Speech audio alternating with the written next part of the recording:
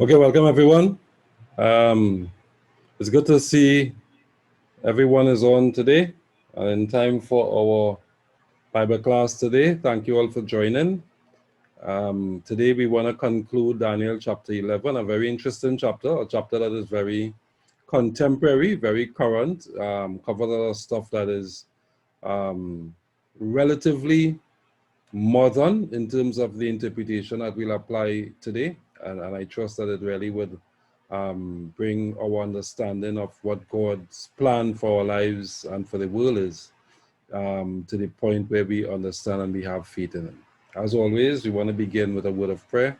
So let's just bow our heads to prayer. Father, we thank you for your word. We thank you for the messages that you have given to us through the Bible book of Daniel. And as we study today, chapter 11, we know that you are willing for us to understand and that you would use your Holy Spirit to speak to us.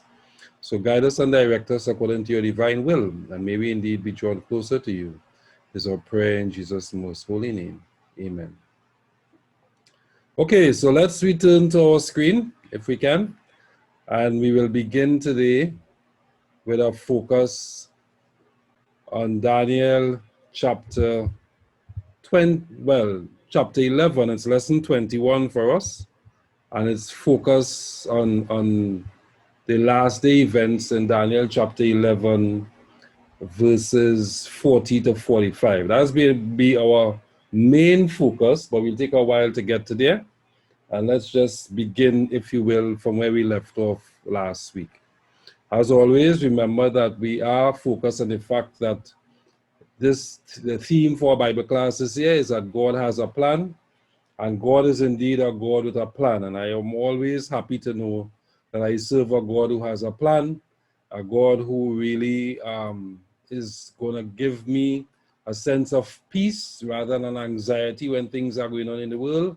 Because despite whatever may be happening on the world front, God is still in control and He has a plan that will lead us to the end of time.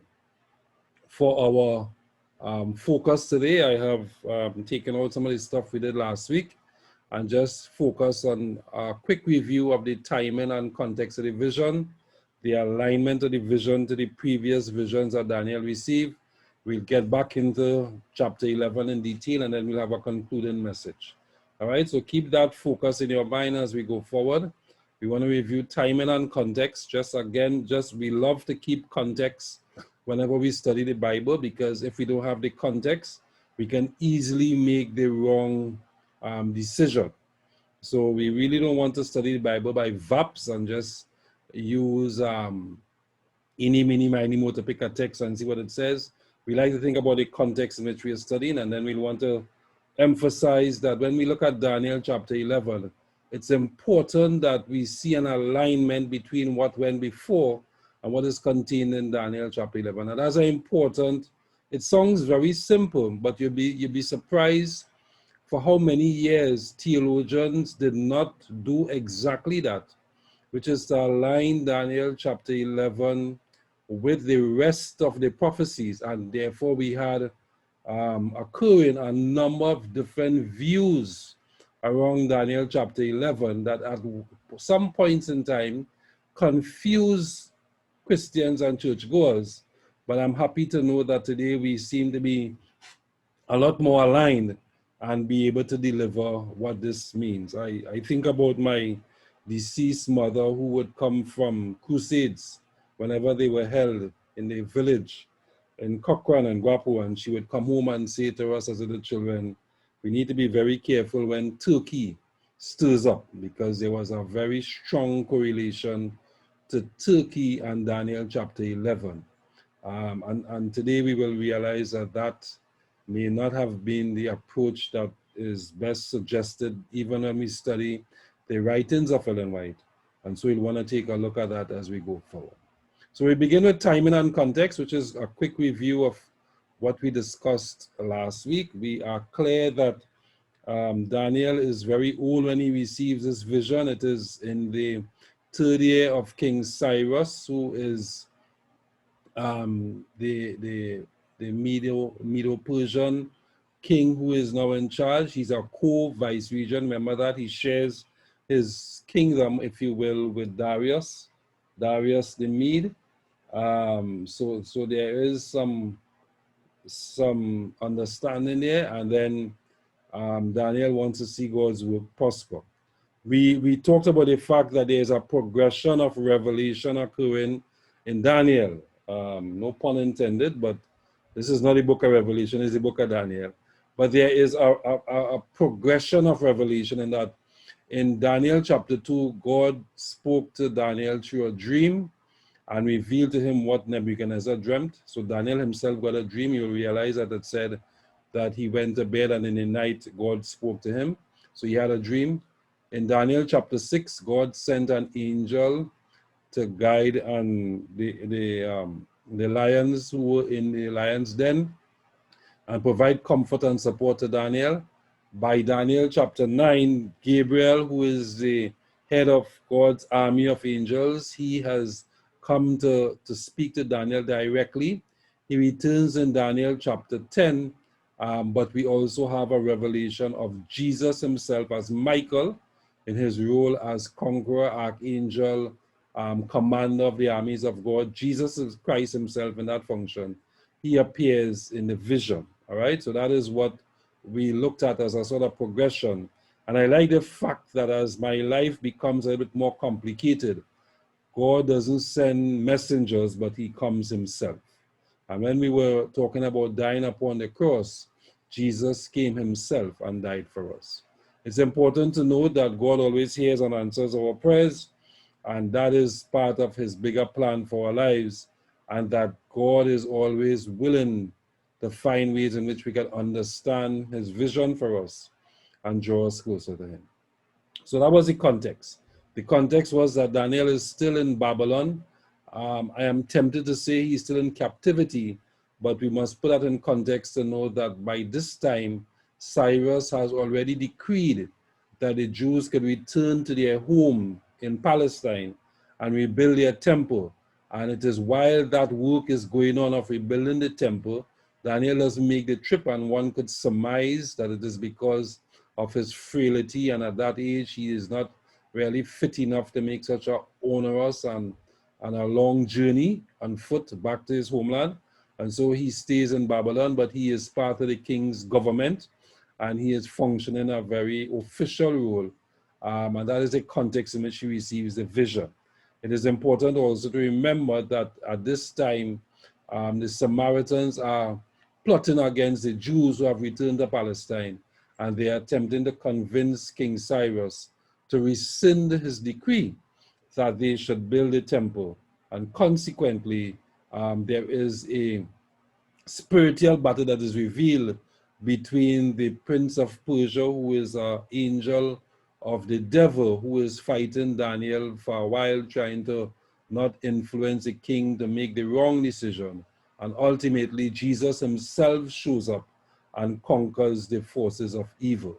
I like to know I have a God who, when I am in drama and trouble, he shows up. And sometimes even when I am not aware, he shows up. When I am not aware that a car almost hit me on the road, Jesus showed up and gave me protection and salvation. So that's a great God that we serve. We want to look at a little bit of alignment. We have been focused, if you will. If I can find my pointer, we have been focused on Daniel chapter 2, which gave us a very good outline where we talked about the head of gold represented in Babylon. This is important. So that since Daniel chapter 2, the sequence of nations that have featured in this entire book followed a sequence that says Babylon, Medo-Persia, which is where Daniel is existing at this point in time with Cyrus and Darius. They would be followed by Greece, and they would then be followed by Rome. Rome will take on two forms, imperial Rome and then religious political Rome. And then after Rome is destroyed, there is a period where Rome still exists, but it's now mixed with other nations. It's not as prominent as before, but nonetheless, Rome seems to exist in some form or fashion until the end of time, when the stone is cut out without hands and fills the whole earth, which is God's kingdom. So we have in reviewing all of this, and given where we are now, we are clear that the Roman Church, the Roman Catholic Church, where the head of the church is also a head of state. So the Pope is not just a head of a religious organization, but he's also the head of the country that is called the Vatican. So he is a head of state. And that country still exists. The church still exists. The church had become very powerful up to 1790 when the French Revolution came. But now that that is over, the church is still existing, though not as powerful, but clearly a force to be reckoned with in world affairs. Just last week, I read an article where Pope Francis asked for the world to pray for Lebanon after they had experienced such a devastating explosion where the ammonium nitrate that they had stored in our storehouse had exploded and created such a huge crater. So that just shows that the church has not been dormant, the church is active, and it seems to suggest that that is expected, that the Church of Rome will continue until Christ comes a second time, all right? And again, I like to always remind you that the Church of Rome was the only Christian church at one point in time. And it wasn't until after the Protestant movement and some of the splits that occurred during the Dark Ages that we then had these multiple Christian churches that we have today. And a lot of us who are a part of these other Protestant Christian religions, we need to appreciate that historically we are much more young or a younger church compared to the Roman church that is at least a lot older and would have been very much involved in the days of the early Roman Empire as early as 168 BC. All right, so that sequence, however, that's my point today, is that sequence of Babylon, Medo-Persia, Greece, Rome is continued, if you will, and repeated in Daniel chapter 7.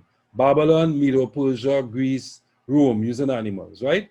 And different form of the animals. And then in Daniel chapter 8, the same sequence holds, albeit that Babylon is not mentioned, which is Medo-Persia, Greece, Rome. So it stands to reason that when we get to Daniel chapter 11, this sequence should still hold. And that is one of the first principles that we must line ourselves up with. Because if this sequence is repeated in Daniel chapter 11, then we are okay. If we have a prophetic interpretation that does not seem to follow the sequence, then it must strike us a little bit strange. I must ask ourselves, why is this happening, right? So it's important to know that each vision was more detailed than the previous one, and they explain the experience of God's people in each period of Earth's history. Luckily, we are arriving at a point today where we are seeing a similar sequence in Daniel chapter 11.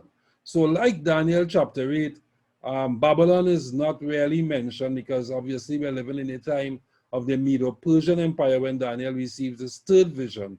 And so it begins with Medo-Persia, but again, that is not inconsistent because that is exactly what happened in Daniel chapter 8. So we find that in Daniel chapter 11 verse 2, we are talking about Medo-Persia. They really refer to it only as Persia. And then we talk about Greece in verse 3. We talk a lot more about Greece than we have in other previous chapters in verses 4 to 14.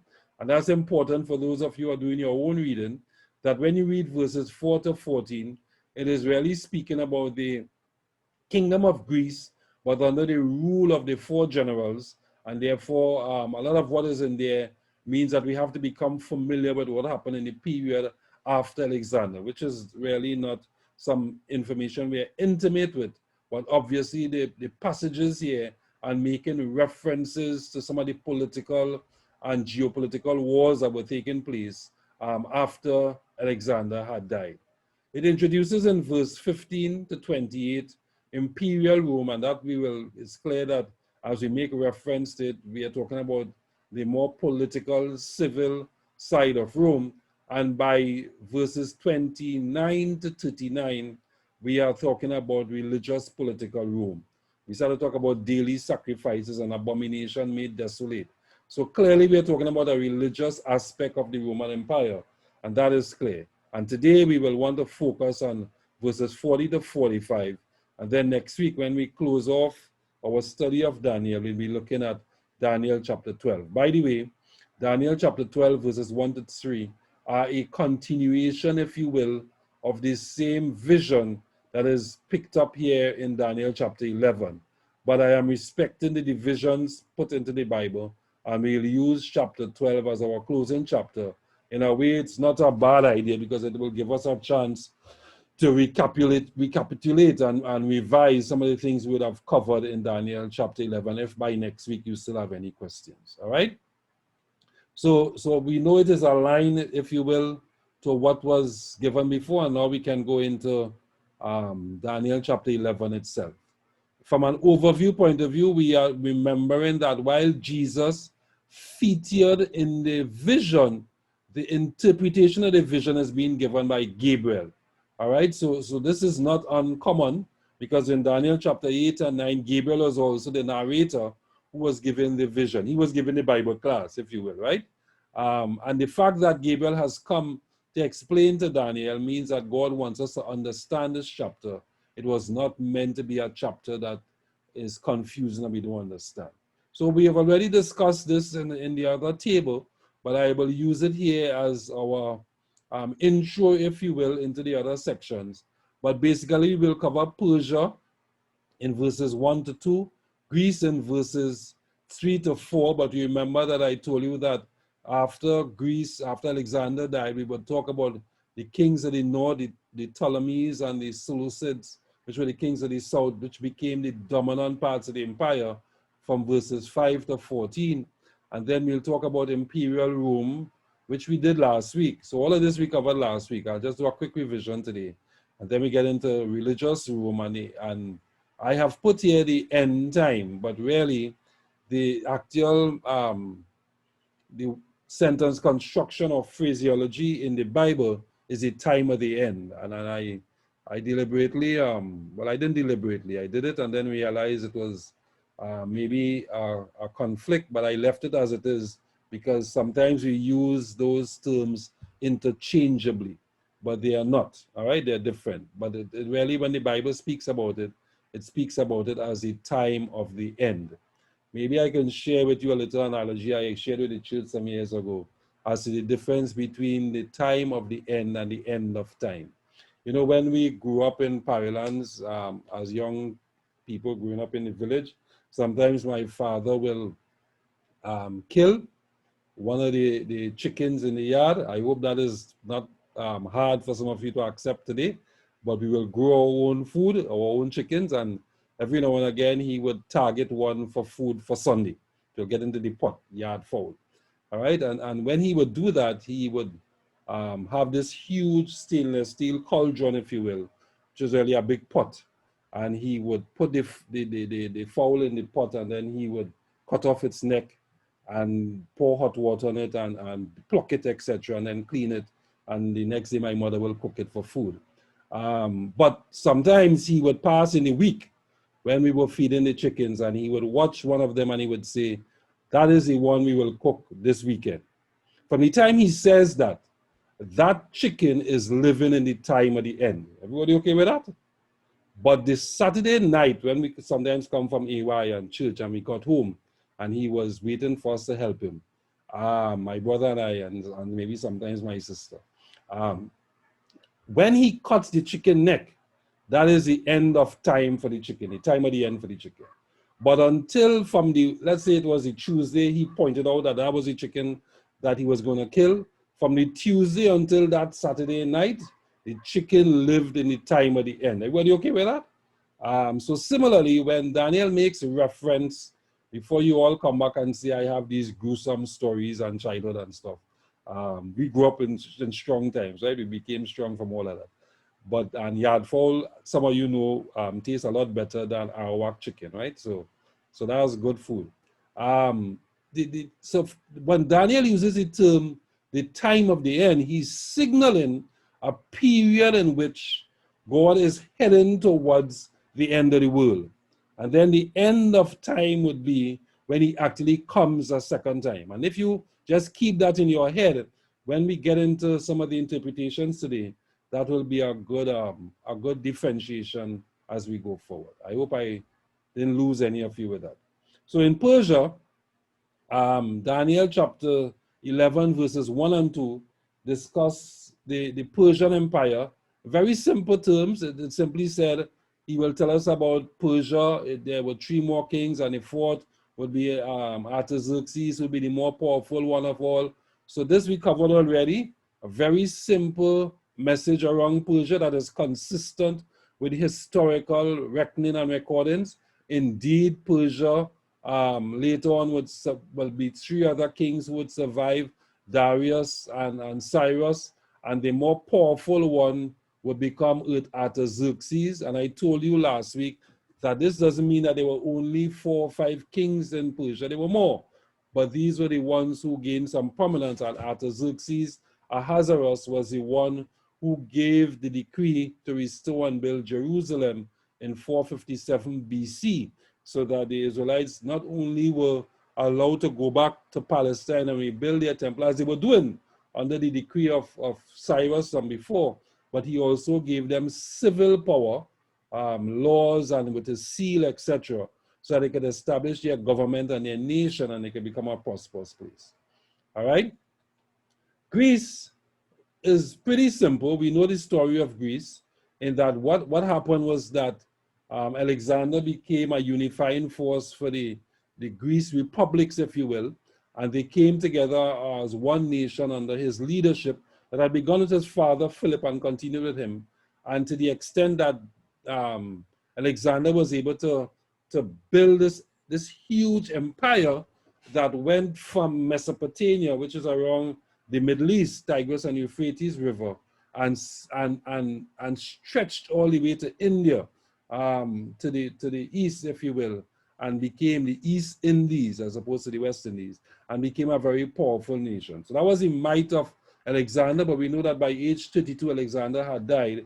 And then once he had died, there were no legitimate successors to his throne, notwithstanding the fact, we must also remember in context, that the Greeks were not accustomed to monarchies, and they were not in favor of monarchies. So with the common enemy away and no more fighting the Medes and the Persians, they basically split back up into what they were accustomed to, which was a sort of a number of regulated states or territories that he had brought under some sort of federal monarchy as a king. But now they went back into their separate territories. And to a large extent, it was broken up into 4 big territories. To the west, Cassander became the head, if you will, which would have been more towards the Roman and Macedonian side. And then to the north, you had Lysimachus, who would have been more to the north, Syria and Turkey and some of those areas. And then you had Seleucus, who would have covered more to the east, if you will, but later would have taken some of the south. And then you had Ptolemy, who would have covered the south, right? So that was basically the story around the Greeks. However, in Daniel chapter 11, we are introduced to a lot of back and forth that occurs between the kings of the north and the kings of the south. So this is what the map would look like, if you will, in that this area here in blue is really the Mediterranean Sea. And then you would have had Italy, showing in this peninsula here. But then you have this other piece of land that is primarily Macedonia, and Cassander is the man there. Then you had Lysimachus, which is modern day Turkey, would have covered this area. Seleucus would have been more to the eastern side, which would have been Iran and some of those areas, and what was old Babylon, and stretching all the way to India in the Asian continent. And Ptolemy would have covered the south. What eventually happened was that Ptolemy covered most of the south and remained in power, which would have included as his main country in his territory, Egypt, because Egypt is on the northern end of the African continent, which is south of the Greek Empire. So Ptolemy is the one who controls this area.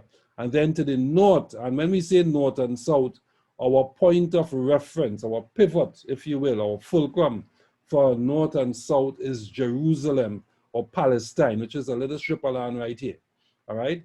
So Ptolemy is south of Jerusalem, which is fundamentally Egypt as a predominant country here.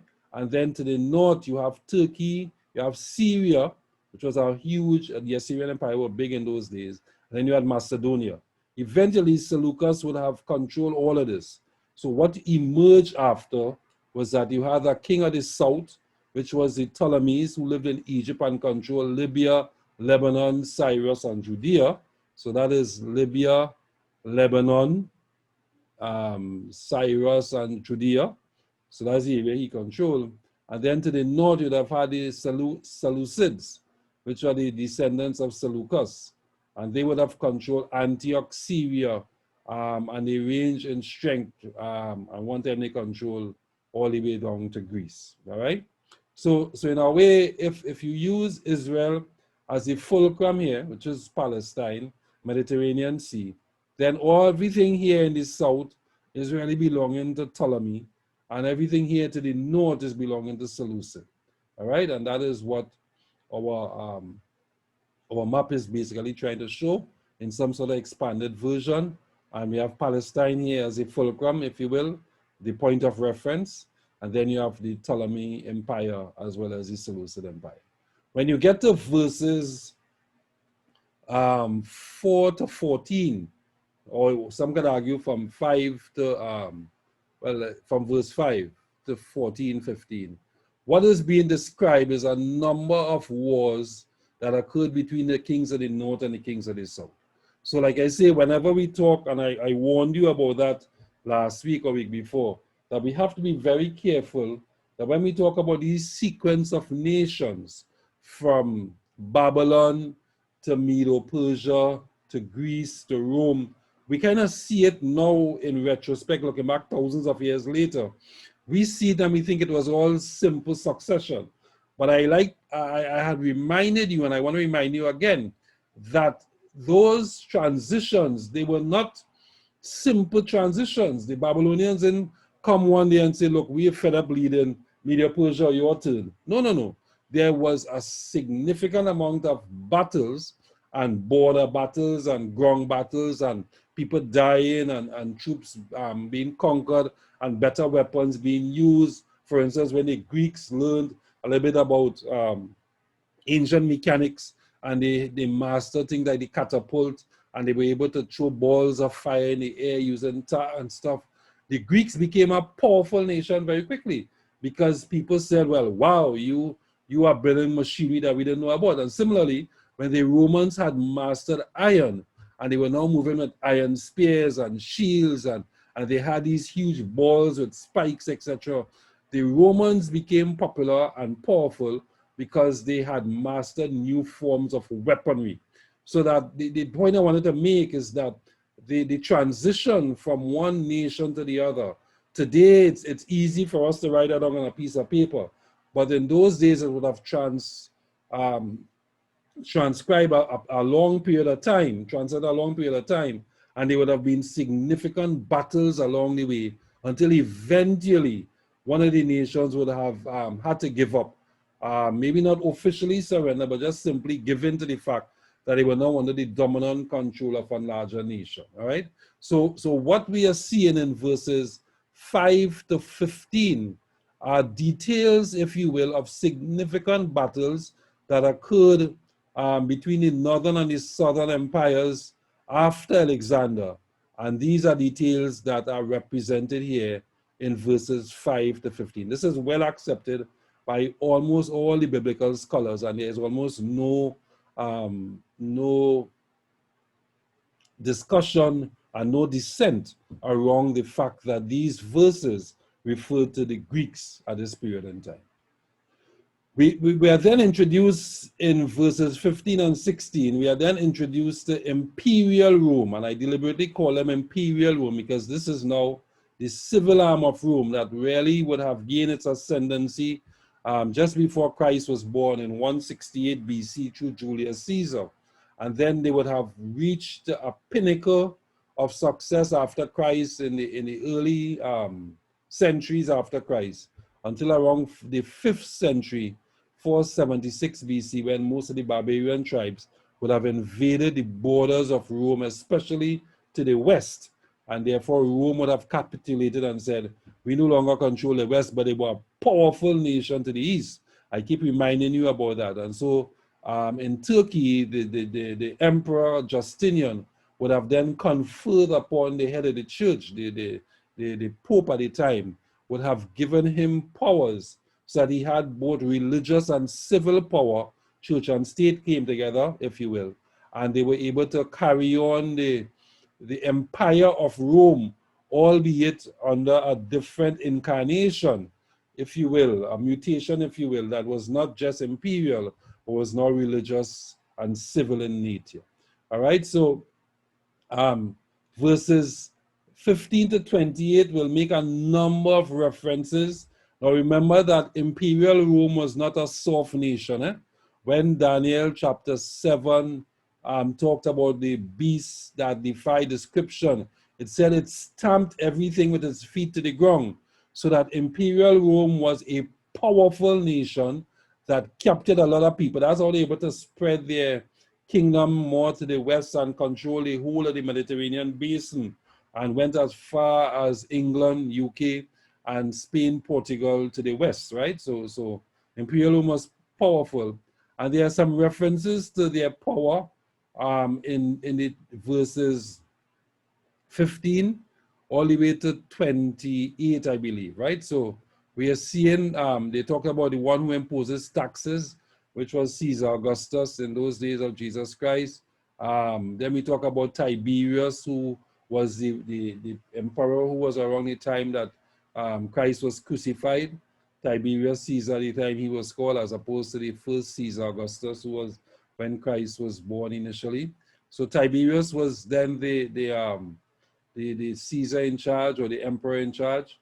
And then they talk about the fact that a prince of Rome would be the one who would destroy Jerusalem and stop the sacrifices, because Titus in AD 70, when he came and he eventually led a put down of the revolt by the Jews, they would have burnt and destroyed the temples completely, so that the Jews no longer had a place of worship in AD 70, right? So Daniel 11, 27 to 28, which is a subset, if you will, of these verses up here, talking about, describes the growth of the church since Constantine reign, and the transition from imperial Rome to a religious political Rome would have happened around 538 AD. All right, so there's a verse in here that says, the end shall occur at the appointed time. And that is what is referenced to say, if we continue with the parallelism and the alignment of Daniel chapter 11 with the earlier chapters, it must be referring to the transition from, it must be referring to the transition from religious Rome, from imperial Rome to religious political Rome. Everybody okay with that? So let's go now to religious political Rome. This actually was where we stopped last week, and we are now at good time. We're making good time. We're ready to pick up religious Rome. Again, as you read verses 29 to 39, and I know these verses are not simple verses to read. It seems all to be confusing, but I'm saying to you that there is general acceptance, at least up to verse 15, by most religious scholars, that we are talking about the kingdom of Persia and Greece, and then certainly the historicists, interpreters among us, those who follow the historicist approach to prophetic interpretation, they are well aligned that imperial and religious Rome are being represented from verses 15 to 39 in much a similar way to which Daniel chapter 7 represented religious, imperial and religious Rome using a beast that defied description at one point.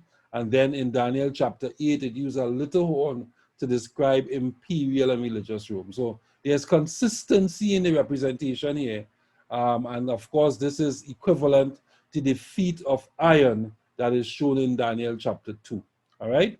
So verses 29 to 39 are talking primarily around religious Rome. There's an interesting verse inside of there that says that the king would become really powerful, be able to deal with different nations, etc. And then it says he will not have a love for women, which is an interesting characterization, because if you think about religious Rome being led by the head of the church, you know that one of the characteristics of the popes and the priests was that they abstained from marriage and from having sex with women, etc.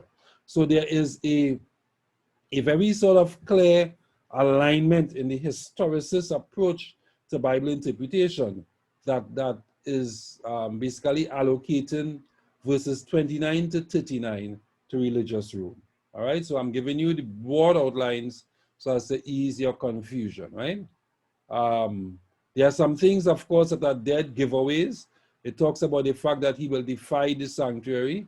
We know that. We know this is not about AD 70, but this is about the fact that the religious Rome would have introduced religious practices and religious rituals that in a way obscured, not in a way, but obscured God's work, Jesus's work in the heavenly sanctuary.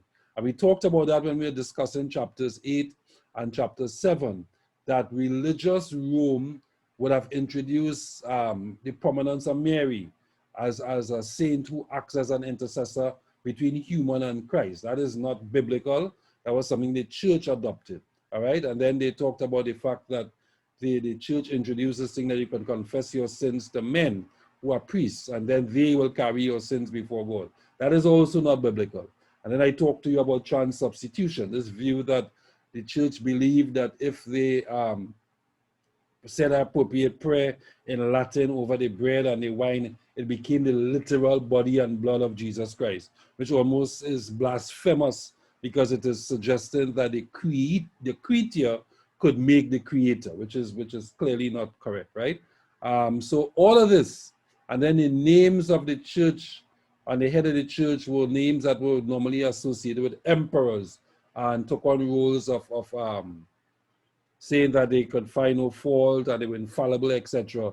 All of that is what is represented in verses 30, 31, 36, right? So we see all of those things reflected in this section of the scriptures. I will fly through this really.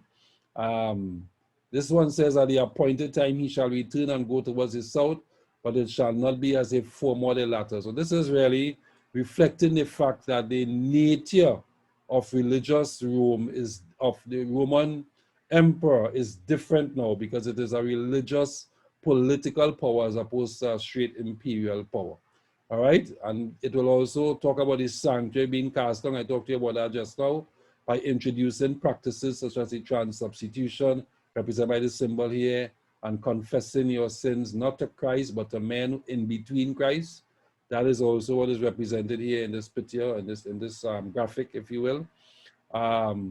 So this is kind of what is covered in these verses going forward, right? And of course, verse 35 talked about the fact that he will attack the people of God at the appointed time. We know that religious political Rome persecuted the saints.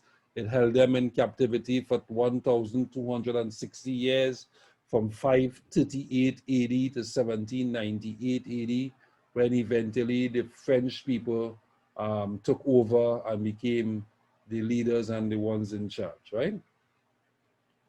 And I thought I would leave a quote with you, because Daniel 11:32 says, but the people who know their God shall be strong and carry out great exploits. This is important. When you read all the confusion and all this stuff inside of that chapter, note that the chapter gives an assurance that those who remain faithful to God, God will look out for them. And I love this quote from the book Ministry of Healing by Ellen White. It says, in the darkest days, when appearances seem most forbidden, have faith in God. In other words, when things are really bad and people are tempted to give up on God, she's advocating that that is a good time to remain faithful to God. He is working out his will, doing all things well in behalf of his people. The strength of those who love and serve him will be renewed day by day. And brethren, we need to believe that at 50 deaths in Trinidad from coronavirus, we need to start to believe that God is able to renew our strength day after day. Is that okay? So that is kind of our cover of, I want to just go back to one thing here. So a lot of times when we discuss, and I really want you to stay with me because we're going to hit a key point that is important in us understanding the rest of the chapter. So we talked about the fact that the Romans, as a successor nation to the Greeks, went through a little bit of mutation. They went from imperial Rome to religious political Rome. And we also said that religious political Rome, their period of dominance was from 538 AD to 1798 AD. Now, 1798 is not so far away. It's a recent period. And I want to suggest to you that a few things were happening around that time. The first and biggest thing that was happening was the French Revolution. Now, sometimes we ask ourselves, why was there a need for a French Revolution? Well, the fact is, the Christian church had become so dominant and had become so powerful that they were basically casting a stranglehold on a lot of their institutions and other territories they covered. France was one of those nations. And if you look at any of the movies like The Three Musketeers, you sense already there was disdain for Rome controlling France so far out, right?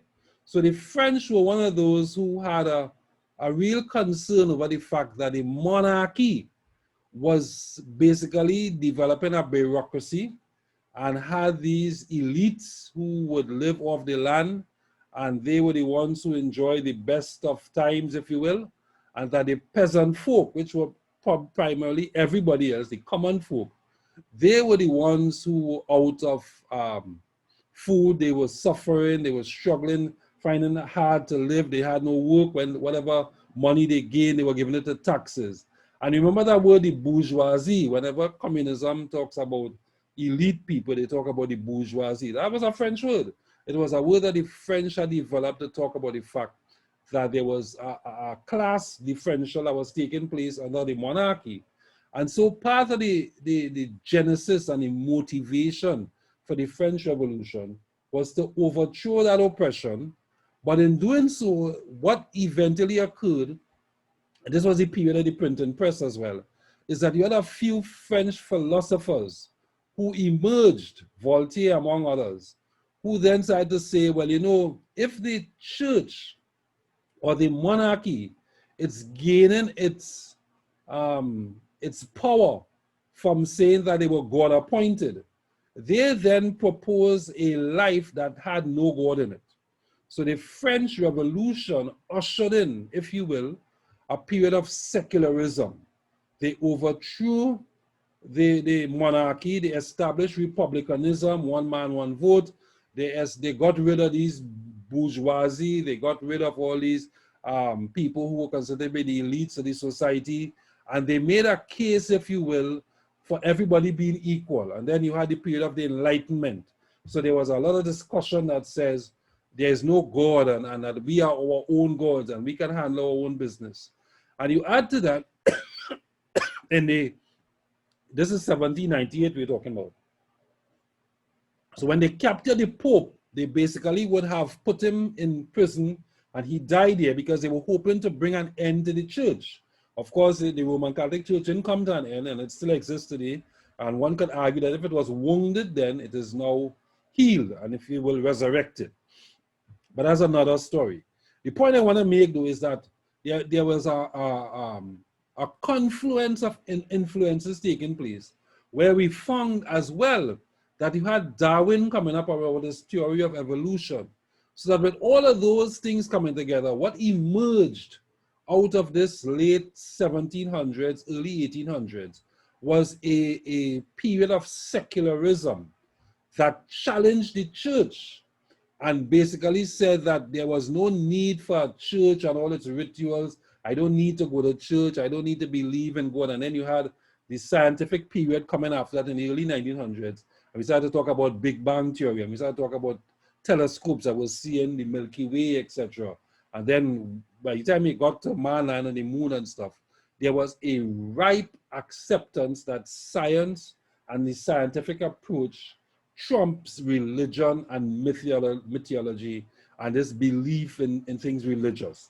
If you keep that in your mind, you're ready to deal with our next section. So I'm saying to you that the French Revolution did not just bring an end to the church and the religious political Rome, but it ushered in a period of secularism that is in direct, I'm saying is because it exists today as well. It is in direct opposition to church thinking. And people have the view that if you are a church person, you are not a scientific person. Of course, today there is a merging of the views, and we don't talk about the grand design and that kind of thing, right? But the view was that the French Revolution and that period in Earth's history introduced a rise in secularism.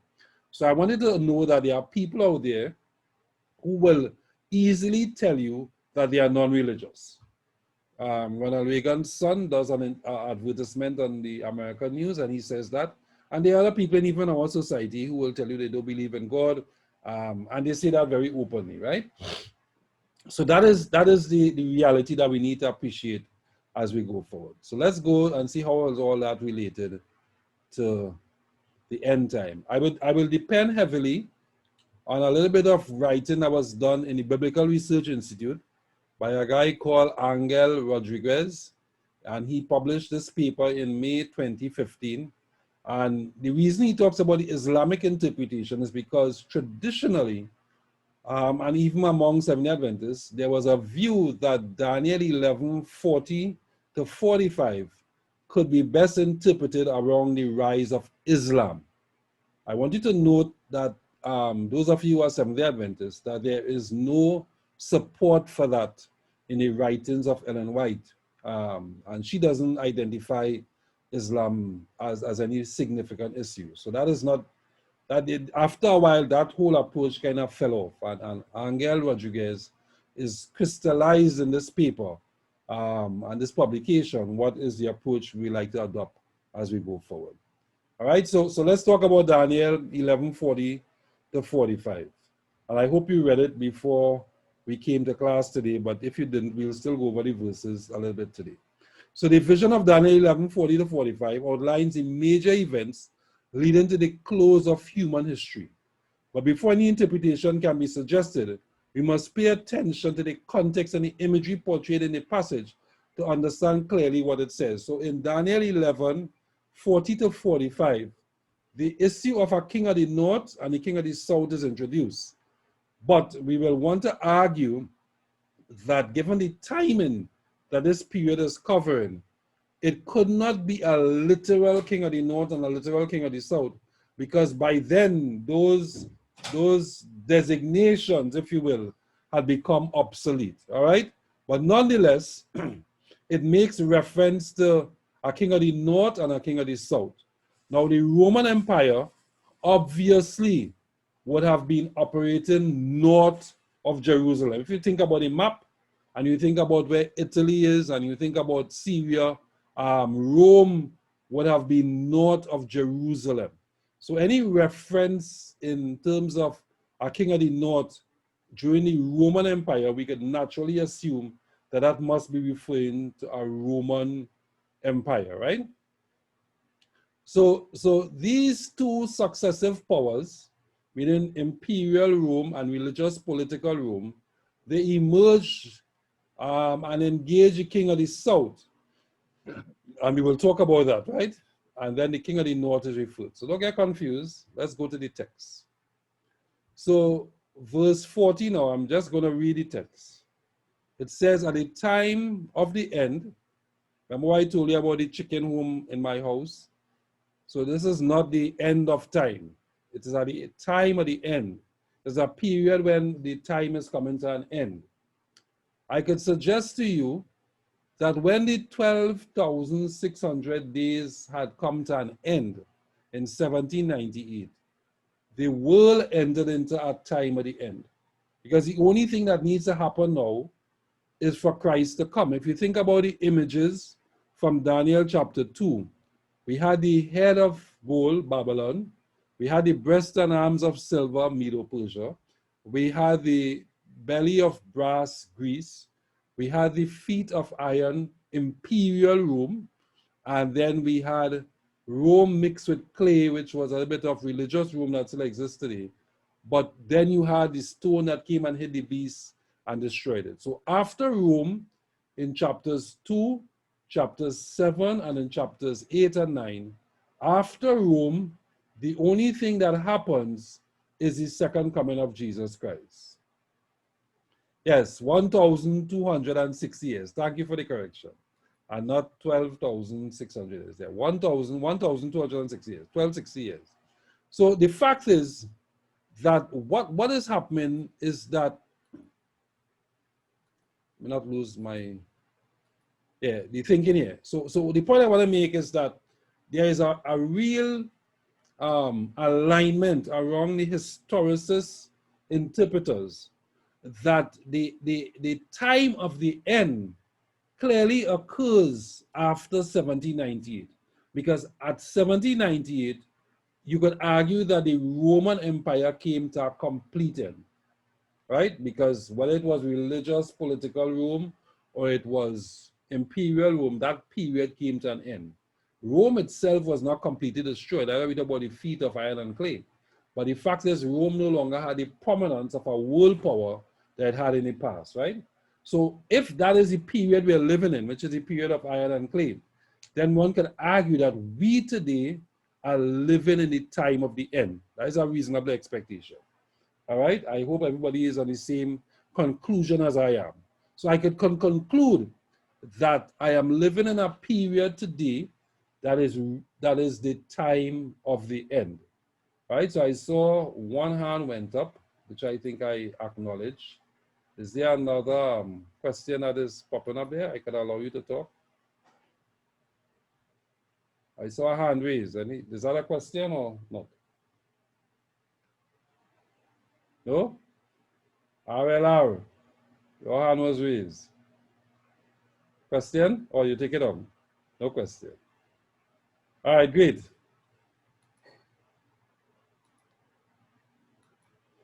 All right, so let's keep going. Right, so if that is the case, then we are saying, so he's saying then at the time of the end, so if I were to follow on what I just said to you, let's hit the first key point, which means sometime after 1798. Is that okay? That's what this should interpret in your head. Sometime after 1798, shall the king of the south push at him, the him here is the king of the north, and the king of the north shall come against him like a whirlwind, with chariots, and with horsemen, and with many ships, and he shall enter into the countries, and shall overflow and pass over. So don't get too worried yet. Let's keep going and figure out what all of this means, right? So clearly, I explained to you that at the time of the end, we're talking about some period after 1798. We are being consistent in doing that because when we dealt with Daniel 8 on the 2300 days prophecy, 2300 days prophecy, we read a very important text in Daniel 8:17 when the angel Gabriel told Daniel, understand that the vision refers to the time of the end.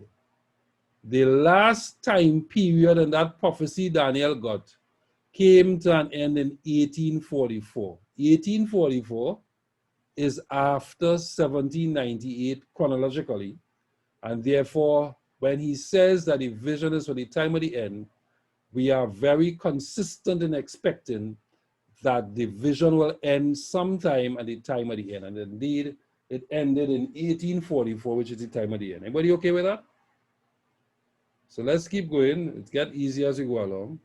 So Daniel 11:40 introduces three things. It introduces the king of the south and his last conflict against the king of the north. So it seems to suggest that the king of the south will begin to attack the king of the north. It dates the narrative because it says this will occur at the time of the end. Stay with me, please. This is important. And then it indicates the reaction of the king of the north, in that because the king of the south attacked him, he mobilized his military response and he goes after the king of the south. Will storm against him with chariots, with horsemen, many ships, and will enter countries and overflow. Now, we have two options when we are interpreting this verse and these passages. We could assume that they are literal, or we could assume that they are figurative and symbolic. The historicist approach lands on the latter, because after 1798, it is unrealistic to talk about a king of the north and a king of the south. And that is the trap I think some of the earlier theologians fell into. Because people assume that because Turkey was north of Jerusalem, that Turkey was the king of the south, the north. And when the Islamic nations in Saudi Arabia invaded Turkey and destroyed the Ottoman Empire, and then eventually the Ottomans were put down as a nation, etc., they kind of assume that this is what these verses were talking about. But that is short-lived, and that is inconsistent. A battle between Ottomans and Muslims is inconsistent with all that we have studied before in Daniel. And that is why I said to you, it must be aligned to the previous chapters, because God is not a God who speaks out of context. He's not going to raise up something that we're not going to hear for the first time. He is continuing to stay consistent with what was revealed before. However, so that is if we took a literal interpretation. If we took a symbolic interpretation, then we're in a better place, and we'll come to that for now. So I was tempted to give you a map, but I don't want to give you no map, because all I want you to think about are two characters in this narrative, a king to the north and a king to the south. And it seems as if Daniel chapter 11 verse 40 is introducing a scene in the narrative, in the entire vision, where that begins with the king of the south agitating and initiating a battle with the king of the north. But the king of the north is like a sleeping giant, and he engages in a real battle against the king of the south. Everybody okay with that? That's all we say. And if we ask when this is taking place, it's taking place at the time of the end, which is sometime after 1798. So let's go back. I just want to keep repeating the verse so that you appreciate where we are. And at the time of the end, shall the king of the south push at him, meaning he wants a fight with him. And the king of the north shall come against him. He's responding. Daniel says Gabriel is saying he'll respond like a whirlwind with chariots and horsemen, which suggests ferocity, intensity, and with many ships. And he shall enter into the countries. Now, he didn't just say the south, right? He's saying the countries, meaning that the king of the north will not just look to respond to the king of the south, but he will, in so doing, conquer many countries as part of his response. And he shall overflow and pass over. So this is really reflective of a complete victory. I want you to keep this slide in your head. Don't get confused by it. Just focus on the part that I have circled.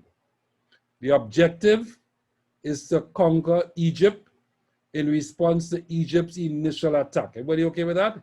Egypt is the king of the south. So if you were to think about Egypt, but obviously literal Egypt is not attacking anybody in the north, so this is all figurative. But we'll think about Egypt as being the king of the south. He launches an initial attack that includes many countries, and he moves like a a flood. So this is the king of the north who is responding to the fight from the king of the south. All right? Let's keep going. Don't get lost now. Stay with me. Verse 41. He, meaning the king of the north, shall enter also into the glorious land. Once you see that, you know that the glorious land means Palestine, Jerusalem. And many countries shall be overthrown. So he's not just going to conquer Palestine, but he's going to conquer many other countries, right? And these shall escape out of his hand, even Edom, Moab, and the children of Ammon. Remember those names, right? Not like Carlos Buffett. Eh? These names are the ones I want to remember. Edom, Moab, and Ammon, right? And maybe just take that one time. When it, well, no, I'll come back to that. I think that is, we got to get the full bit here.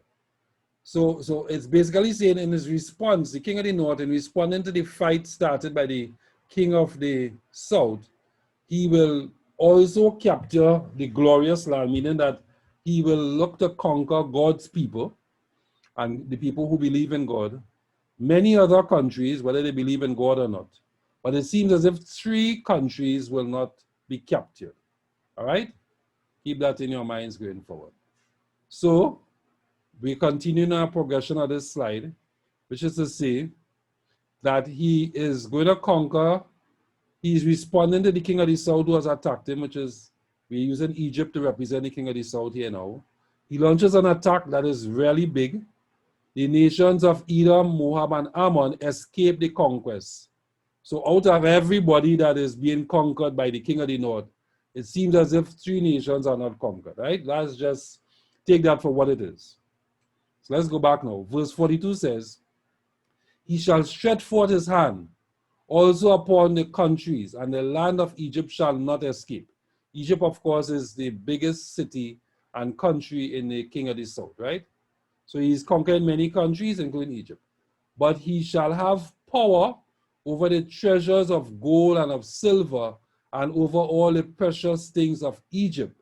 And the Libyans and the Ethiopians shall be at his steps. So he's not just conquering Egypt, but he's also conquering Libya and Ethiopia as well, which are neighboring countries to Egypt. So basically what they're saying, let's go back again to our slide, is that the king of the north is responding to an initial battle, an initial fight from the king of the south. He comes after him with a great battle. He conquers many nations as he's doing that, including the God's people to a large extent. And then 3 nations seems to escape. But he also not just conquers Egypt, he's successful in his counter response to Egypt, but he also takes the wealth from Egypt. So he really, if a king comes into your house and he takes away all your wealth and take over your space, and then he covers your neighbor and take everybody, he is really in total control. It is a total victory. Everybody okay with that? So that is what symbolically the text is saying, that the king of the north has achieved a complete victory. Are you becoming excited now? But, and that but seems to be an introduction, a conjunction used in a very specific way, in that he's suggesting that while, maybe you could say, while he is having this great victory, tidings out of the east and out of the north, so we could argue more northeast than anything else, shall trouble him. In other words, he hears something. Therefore he shall go forth with great fury to destroy and utterly to make away many, right?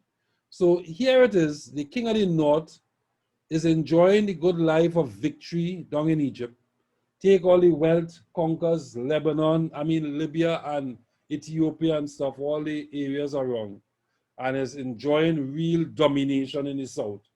And while he's down in the south, he gets a message that something has happened up in the north that seems, the only reason it could alarm him or trouble him is because it is going to affect his domination and his kingdom. Are you okay with that?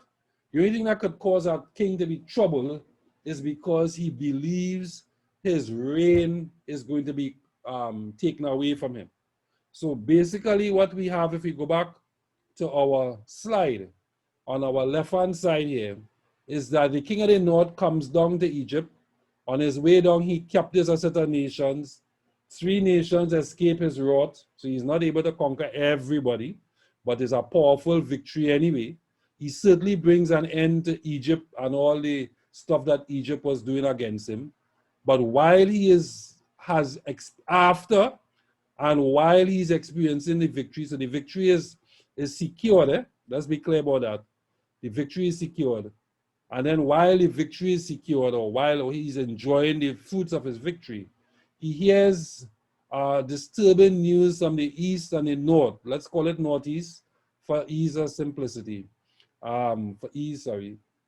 I just been redundant if I had simplicity, but for ease and simplicity. And what we find then is that as he hears that trouble, he then organizes. That is effectively what the verse is suggesting. He organizes with great fury, he shall go forth. So he shifts, according to this arrow here. He's shifting now to go into another response based on what is happening in the north. That's what verse 45 says. And he shall plant the tabernacles of his palace between the seas in the glorious holy mountain. Yet he shall come to an end, and none shall help him. So glorious holy mountain is, in the Old Testament, used to refer to Mount Zion. And whenever a king plants his tents in the sea or in the land between the seas, he's getting ready either to encamp, set up his home, develop a battle plan to go forward. Is that okay? So here it is saying that the king of the north has come down to the south, conquered the nation to the south, which is Egypt. While he is enjoying the fruits of his victory, he hears something in the northeast, which makes him turn around and try to head back up north.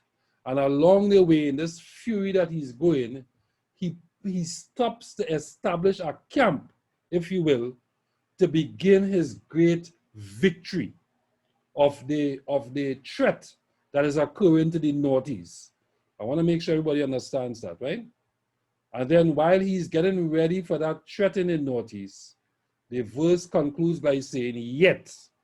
That yet is an important conjunction. It seems to suggest that he is not able to achieve the conquest of the threat in the northeast, but he shall come to an end, and none shall be able to help him. If that happens, it means that it is a complete destruction of this mighty king of the north. So follow with me on the screen if you can. This half of the presentation you have already accepted. The king of the south went and interfered with the king of the north. The king of the north say, you're coming behind me. He launches a powerful attack, carries on everybody with him. He goes into a real battle to start to fight them back. And then while he is enjoying his victory, he hears an important message about something occurring in the northeast that will undermine and take away his domination. So he rushes back up to go and destroy those who are wanted to take away his domination. But he doesn't seem to succeed, even though he puts his tents down and he's ready to fight and ready for a big battle. Eventually, he is destroyed. So let's see how that is represented, right? He moves some disturbing tidings to the north to where he wants now to exterminate God's people in the threat in the northeast. Now, I said God's people because the text made use of the term God's holy mountain. God's holy mountain is Mount Zion, which is really in Old Testament times is where God's people would reside.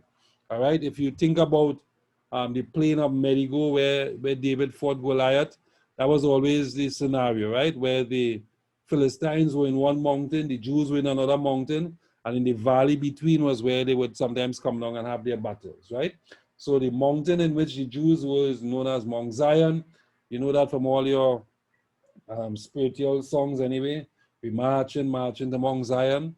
Beautiful, beautiful Zion. All right, because Zion is always synonymous with heaven and a place where God is, right? So it sounds like if he is going to pitch his tent between the sea, which is the Mediterranean Sea, and Mount Zion, God's holy mountain, then he's in a plain there, if you will, and he wants to fight the people in Zion. But it looks like before he's able to do that, something happened.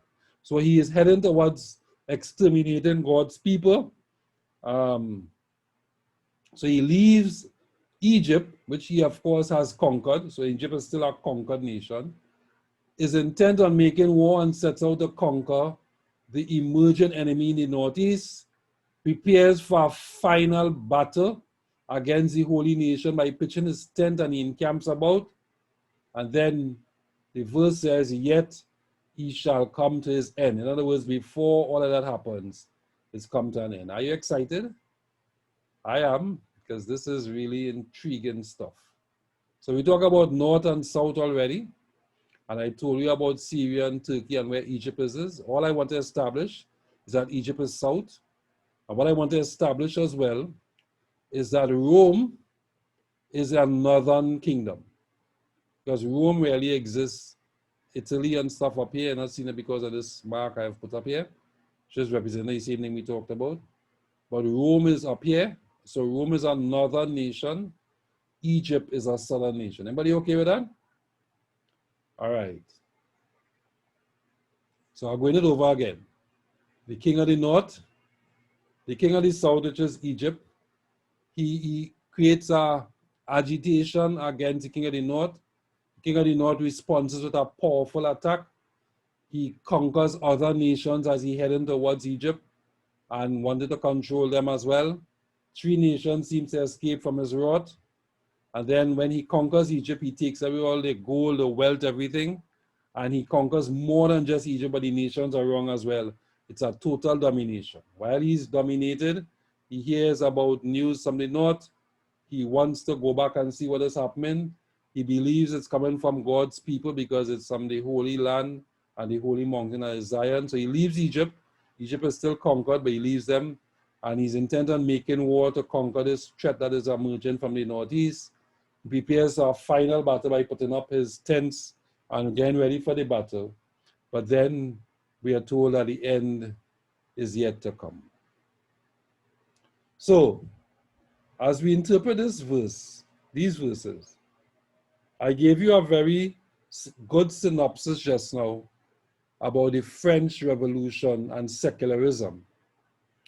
Let me say to you that to interpret Daniel 11:40 to 45, I want you to remember the children of Israel were in Egypt in the book of Exodus and Genesis. Remember that?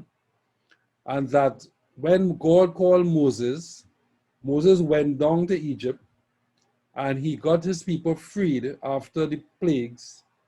And when the Israelites left, it was a powerful, powerful expression of the power of God, Jehovah, or Yahweh. Because the Egyptians couldn't stop them, even though they had wise men and magicians and stuff. And on top of that, when they chased after them, God killed the Pharaoh and his armies in the Red Sea. So Israel emerged from Egypt as a powerful and victorious nation. And when Israel went into Canaan, which is Palestine, they conquered all the nations around them, more so out of fear, because these people were saying these Israelites and their God had actually come out of Egypt. And in coming out of Egypt, they defeated the Egyptian Pharaoh. And they got to this side, so they must be a powerful nation. I want you to know that 3 nations that Israel did not conquer were Edom, Moab, and Ammon. That's just Old Testament history, right? So basically, if we keep that in our heads, it sounds like the king of the north is basically trying to replicate an Old Testament event where God of heaven had gone down to Egypt and conquered it. and liberated his people. In this case, the king of the north is coming down to Egypt, and he is conquering Egypt and keeping it under captivity. And he only leaves when he hears something occurring in the northeast. Now, the other thing I want you to keep in your mind, so we are saying that we must use the Old Testament experience of Egypt and the children of Israel in Egypt. The other thing I want you to also keep in your mind is that Egypt was a heathen nation and a nation that was very secular in that they didn't believe in God. So that I know that because as soon as Moses went up to the mount to receive the 10 Commandments, the children of Israel came and told Aaron, build us a calf as we did in Egypt, and let us worship as we did in Egypt. So they went back to their old secular ways of not believing in Yahweh and Jehovah, but believing in their own God. All right? So Egypt is a symbol of secularism. It is a symbol of a nation that is anti-God and does not believe in the God of heaven. But you okay with that? Where have we seen that before? The French Revolution. So in a way, you could argue that if this prophecy is talking about a time at the end, then the nation Egypt is symbolic of the French Revolution. Not just the French Revolution, but the level of secularism that the French Revolution introduced. It therefore means that the king of the north, the king of the south, and the Egyptian nation is that whole question of secularism. Now, the reason I can say that with such authority is because when we get to Revelation, we realize that Revelation also talks about secularism in chapters 13, 14, 15, 16 going along the road, right? So I'm kind of cheating because I know that. But I want to take this from book to book. So clearly, because he says it's happening at the time of the end, if we are doing a symbolic interpretation, we could assume that Egypt is representative of what came out of the French Revolution, which is a period of secularism.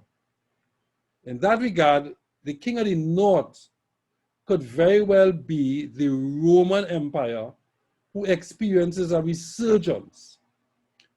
Is the Roman Empire experiencing a resurgence right now? The answer is yes, because we have the Roman Church has become popular all over again. And one of the things that the church has to fight, indeed all churches, but certainly the Roman Church is taking a lead on, is this whole question of secularism. So when the church says no abortion, the secularists are against that and argue that the church is being old-timeish and all that kind of stuff. And you see that feeding a lot as a principle within the American elections, etc. And then the church has various stands and beliefs on how you deal with civilizations and people, etc. So clearly, secularism has attacked the church. Everybody okay with that? Which is exactly what we read in this verse that says the king of the south begins an attack against the king of the north, but it seems to suggest, and by the way, this is unfulfilled prophecy, so we are speculating until we have it happening and then we can come back and look at it.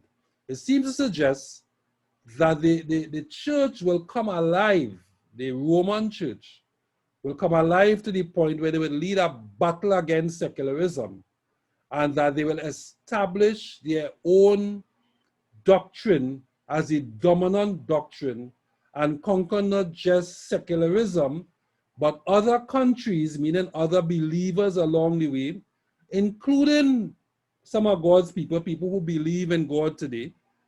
But just as in the escape from Egypt, there were some nations that Israel did not conquer.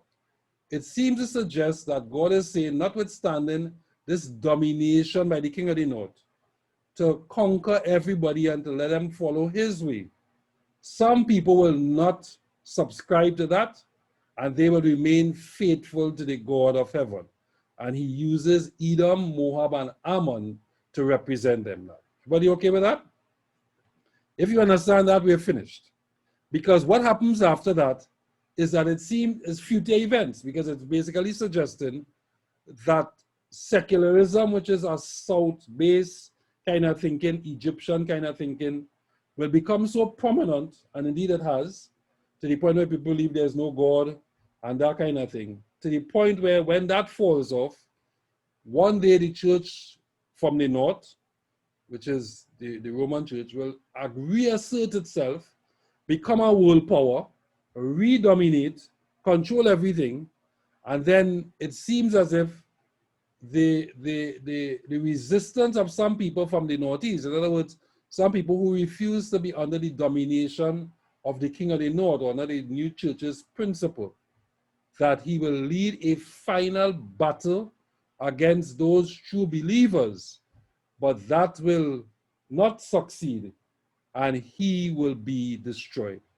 The king of the north is not seen as a friendly foe, but as a terrible foe, right? So let me just read some quick bullets I have here, right? Although the language used in Daniel is predominantly military, the description and actions of the king of the north uses image and terminology employed to ascribe God's actions during the Israelites' exodus from Egypt and the conquest of Canaan. By doing this, the deepest intentions of the king of the north are manifest. In other words, the king of the north seems to be taking upon himself the actions of God and believing that he can liberate people from Egypt, which is liberate people from secularism, by leading the charge against them. He's pretending to act like God by defeating Egypt, by claiming to have control over history and determining who shall live and who shall die. Those are ominous words, right?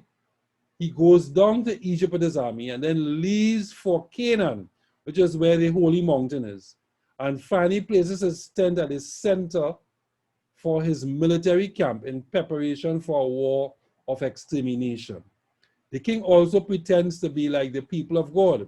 He goes down to Egypt, he takes the wealth of Egypt, he leaves Egypt, and he's involved in a war of extermination. That's exactly what the Israelites did. They went to Egypt, they left with some, God told them to take the silver and gold out of Egypt. Of course, it was to use in the temple they would build. And then as they went to Canaan, they exterminated the people who fought against them, except, of course, Moab, Edom, and Ammon, right? So in a way, the king of the north is mimicking the activities of God.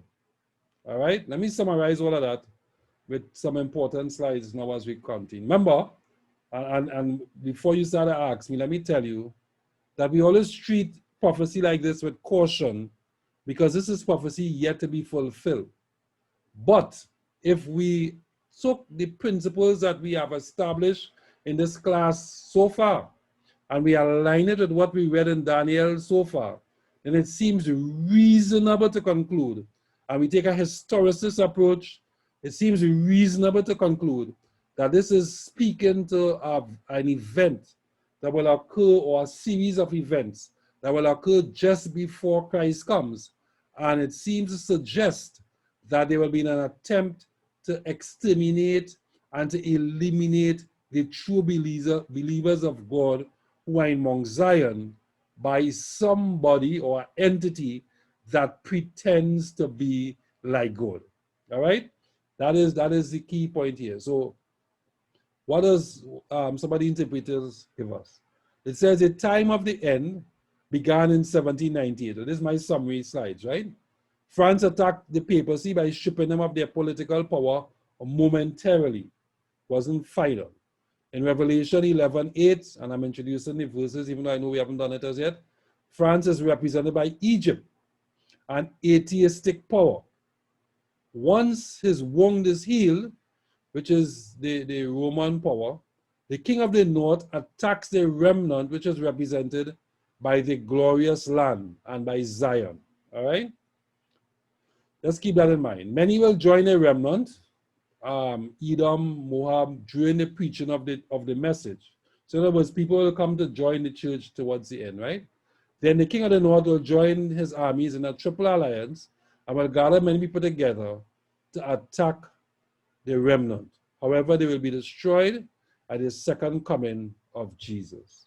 So when we get to Revelation, we will talk about this some more, but let me just leave some key points with you. Revelation 11:45 says, he will come to an end and no one will be able to help him. So this is the complete destruction of the king of the north. This is unmistakably a reference to the second coming of Christ. No one will be able to survive the glory of God, no government or church. So in Daniel chapter 2, we were given, you see a question coming, so let me just deal with that. Oh, correction. Yeah, Daniel, not Revelation. Thank you, Ezekiel. Right, so I made that correction. So let me just go back to what we know so far. If I can find my pointer.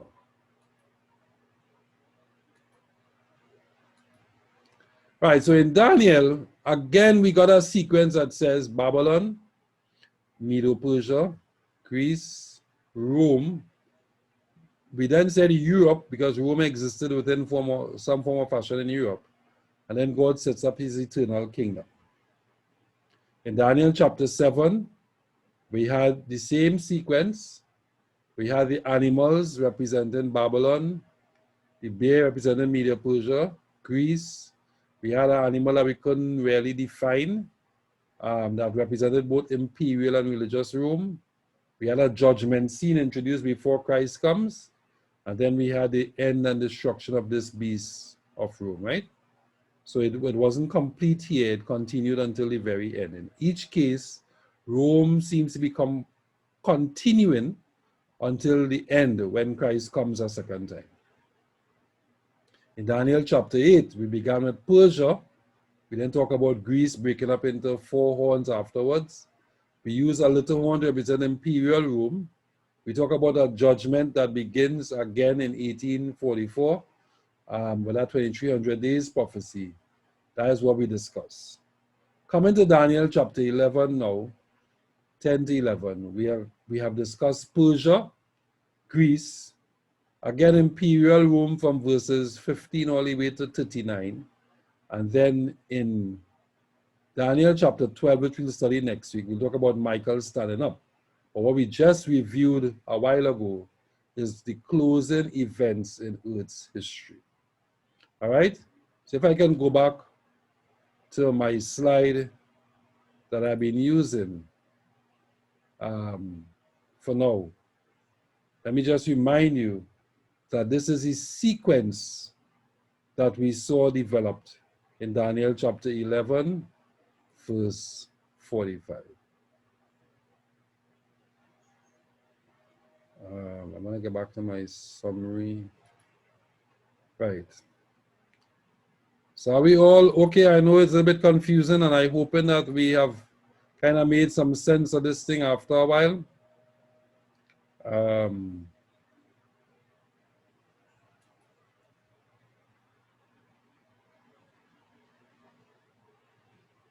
Just hold on a little bit. Let me just get to my summary slide again.